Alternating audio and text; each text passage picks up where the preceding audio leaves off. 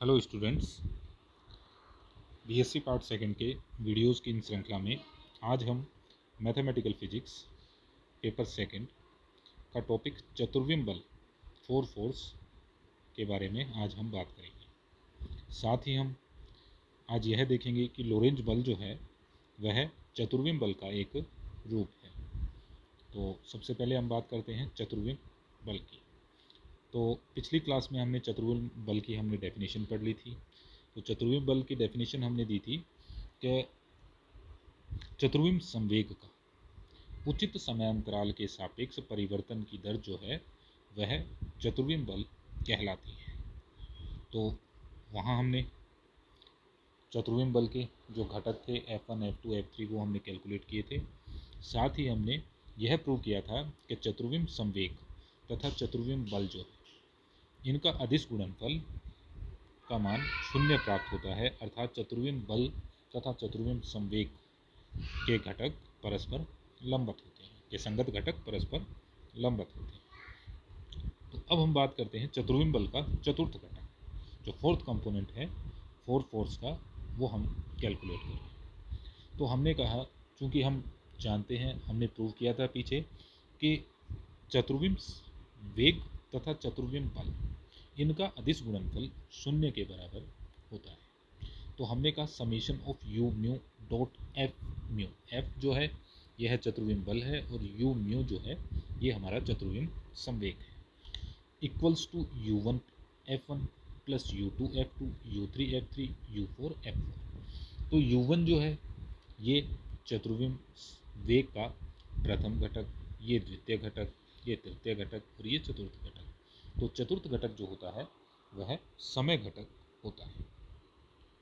तो इसी प्रकार F1, F2, F3 और हम यहाँ कैलकुलेट करेंगे F4 की वैल्यू। तो हमने कहा u mu F mu equals to minus u1 f1 minus u2 f2 minus u3 f3। तो ये जो टर्म थी इन तीनों का हम पक्षांतरण करके इस तरफ ले गए, इस तरफ ले गए तो ये तीनों टर्म जो होंगी ये नेगेटिव हो जाएंगी। तो u4 f4 equals to minus u1 f1 minus u2 f2 minus u3 f3। ये हो गई समीकरण नंबर हमारी 5।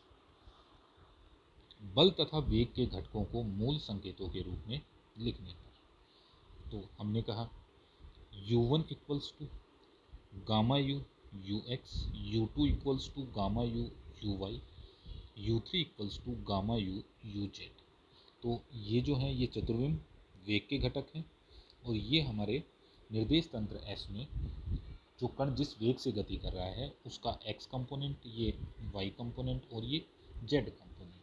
साथ ही गामा यू क्या है, यदि गामा यू की बात करें तो गामा यू इक्वल्स टू है 1 upon root of 1 minus u square upon c square. ये जो है ये गामा यू है। और चतुर्विम वेग का चतुर्थ घटक होता है आई सी गामा यू, ये इसका क्या है चतुर्विम घटक है।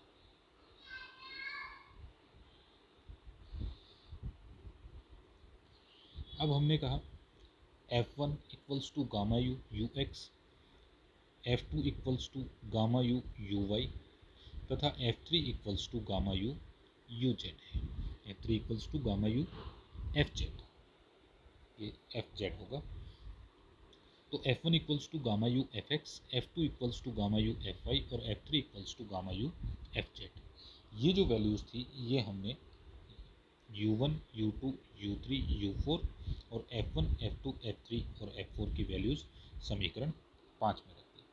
समीकरण 5 में रखी तो iota c gamma u f4 equals to minus gamma u square u x f x plus u y f y plus u z f z equals to minus gamma u square u dot F.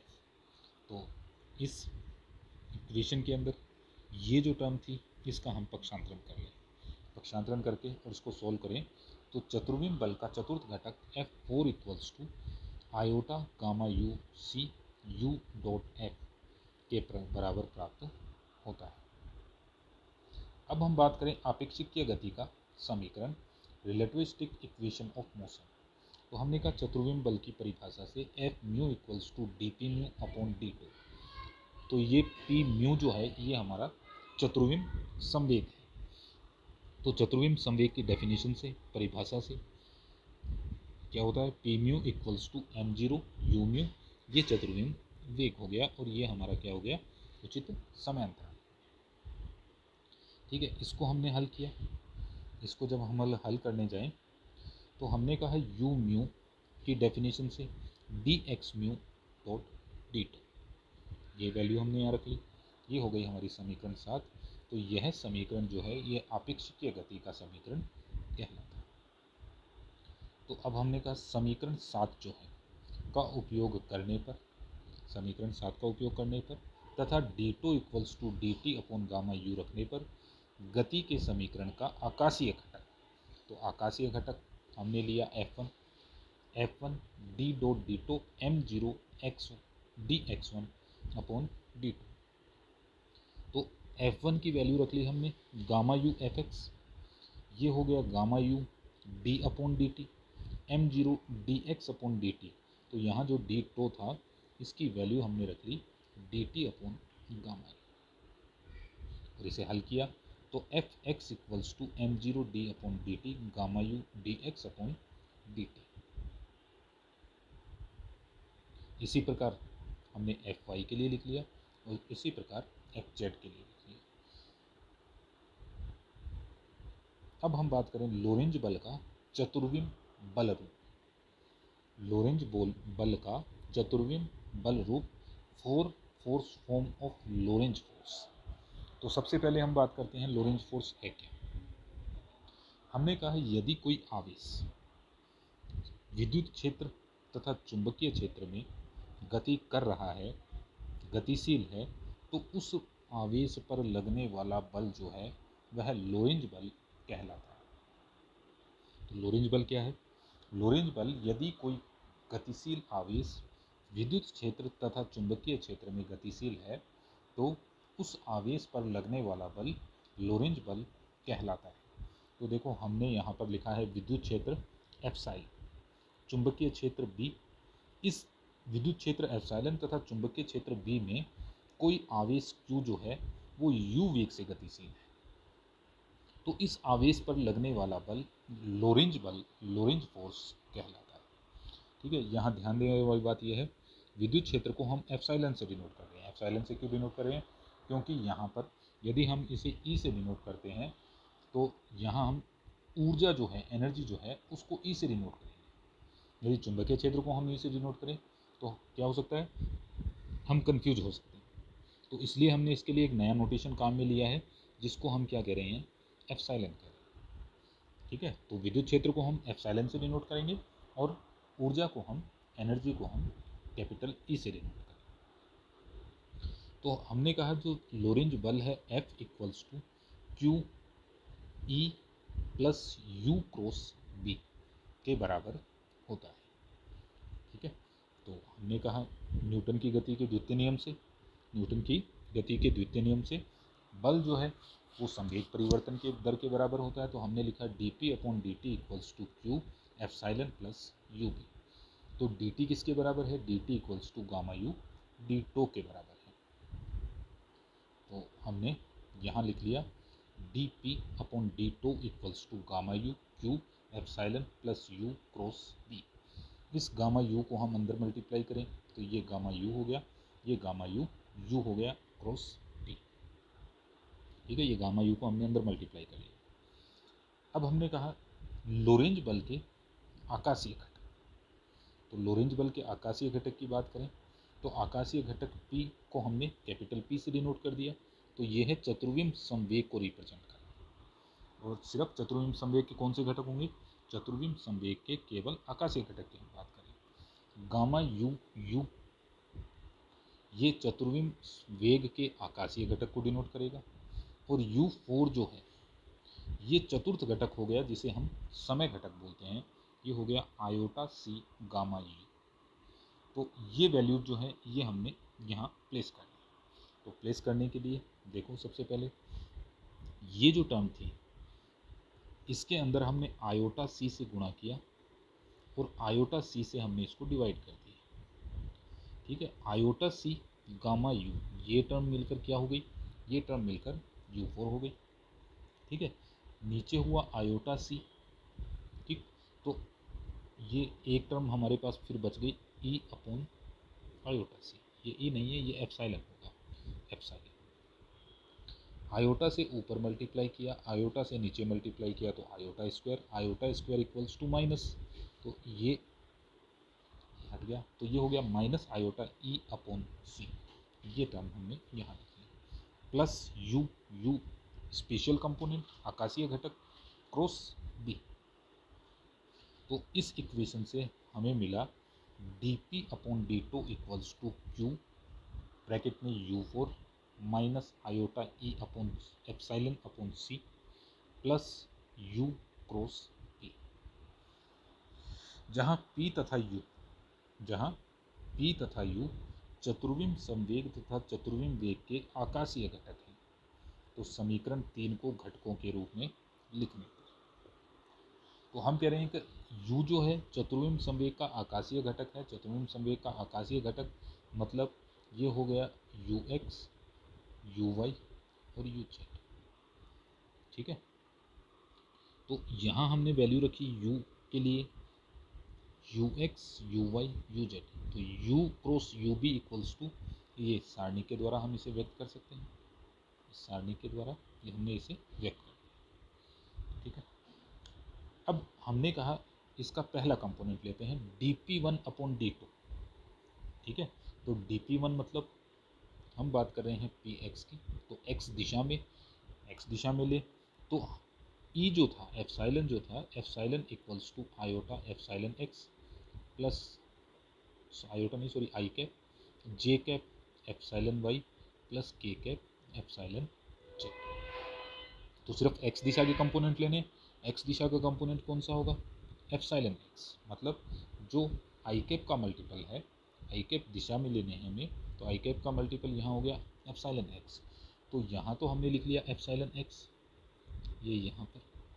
ठीक है, अब आई cap की यदि हम बात करें तो आई cap के लिए मल्टीपल आएगा, ये आई कैप है, तो आई कैप के लिए ये टर्म आएंगी, तो आई कैप हो गया UY गुणा BZ और UZ माइनस UZ BY। तो ये हो गया UY BZ minus UZ BY। तो अब हम देख रहे हैं यहाँ पर हमारे पास UX मतलब U1 का घटक नहीं है। ठीक है, तो हमने इसको अरेंज किया किस हिसाब से, U1 UY equals to U2 और UZ इक्वल्स टू U3 के हिसाब से हमने इसको अरेंज किया। पहले U1 कंपोनेंट, फिर प्लस U2 प्लस U3 और प्लस U4, इस हिसाब से हम इसको लिखते हैं। जैसे देखो यहाँ लिखा है U1 U2 U3 U4। तो U1 क्या है, U1 है UX, तो UX का कंपोनेंट इसमें नहीं है, तो इसका मतलब इसका जो मल्टीपल आएगा F11 वो किसके बराबर होगा, वो 0 के बराबर। अब हमारी U2 मतलब UY का जो मल्टीपल है यहाँ BZ है, तो F12 जो आ गया वो BZ के बराबर आ गया।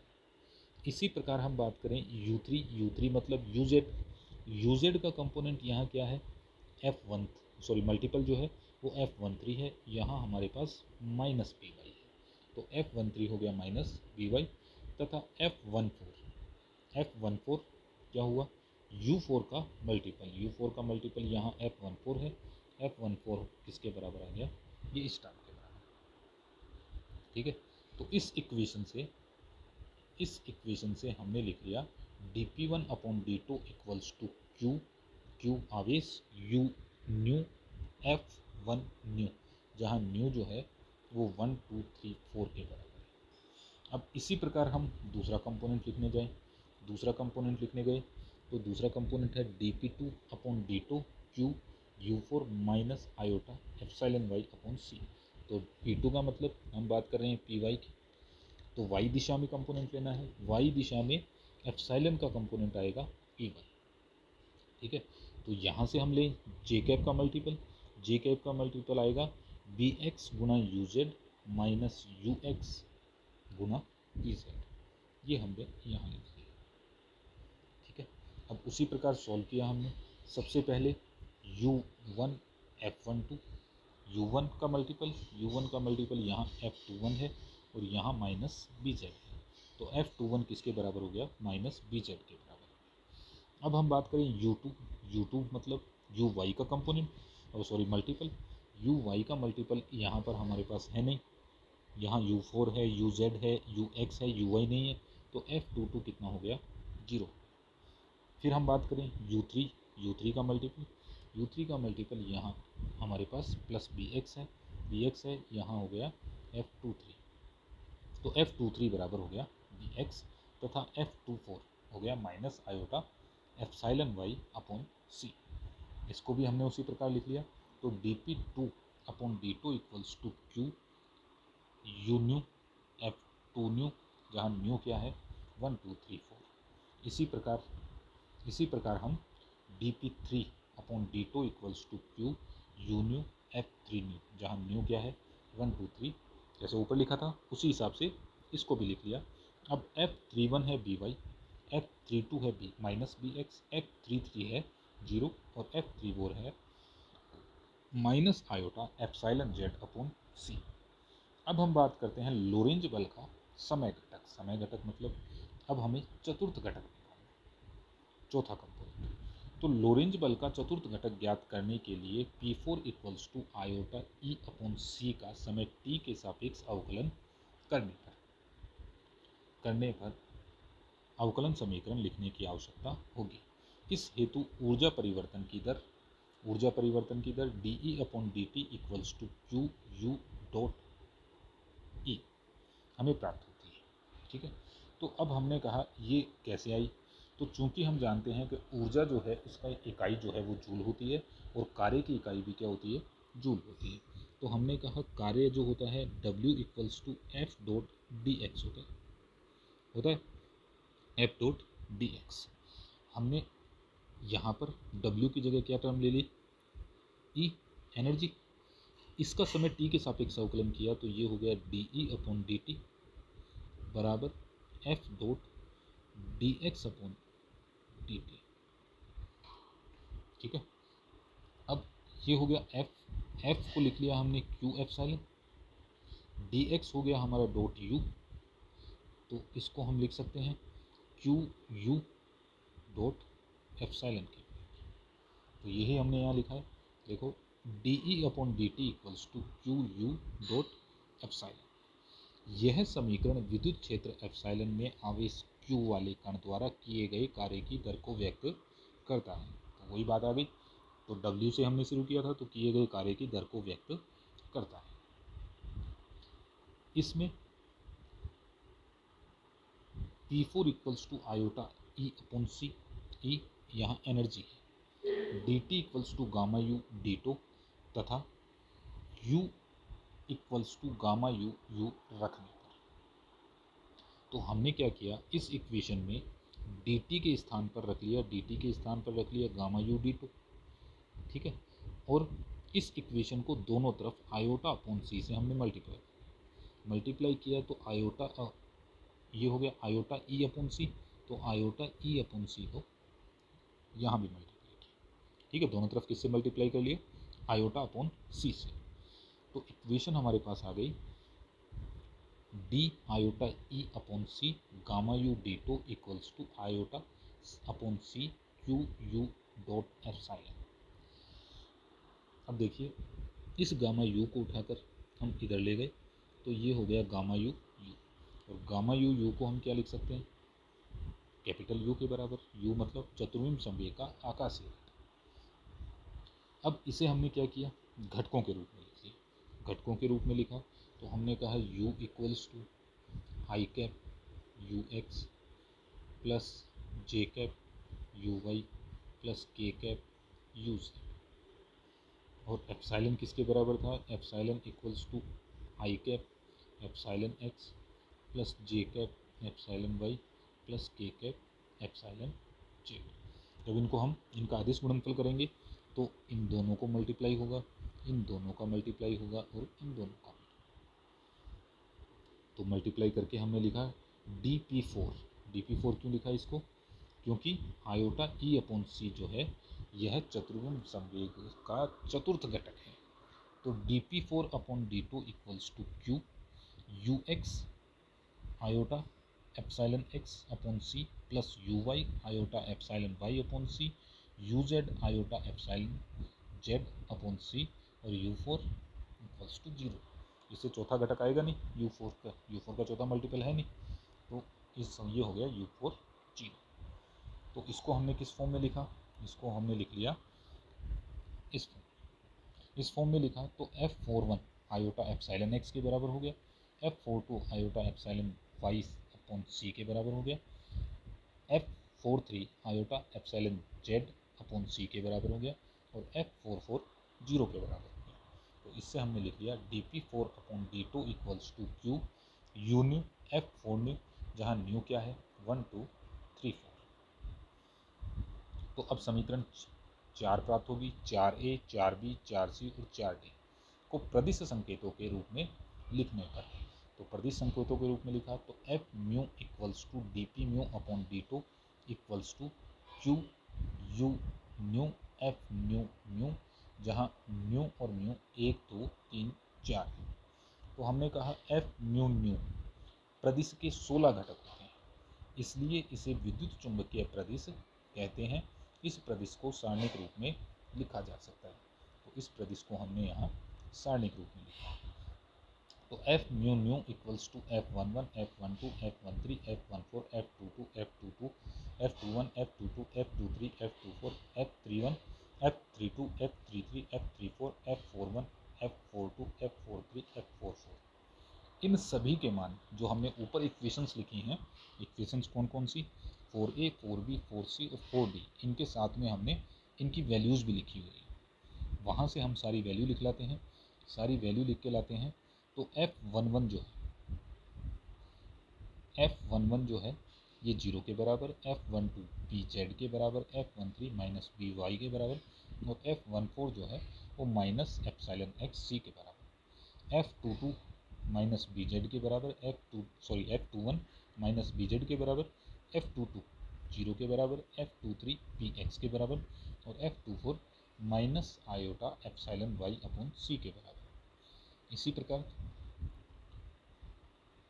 देखिए f33 by के बराबर, f32 माइनस bx, f33 0 के बराबर और f34 minus epsilon iota epsilon x upon c के बराबर है।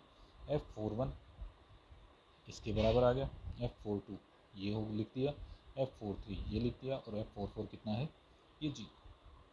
ठीक है, तो इस हिसाब से हम इसे लिख सकते हैं। तो हमने कहा समीकरण 5 लोरेंज बल का चतुर्विम बल रूप कहलाता है, इसे लोरेंज बल का सहचर रूप भी कोवेरिएंट फॉर्म भी कहते हैं। तो समीकरण 5 कौन सी थी ये, तो ये जो समीकरण 5 है ये लोरेंज बल का चतुर्विम रूप कहलाता है।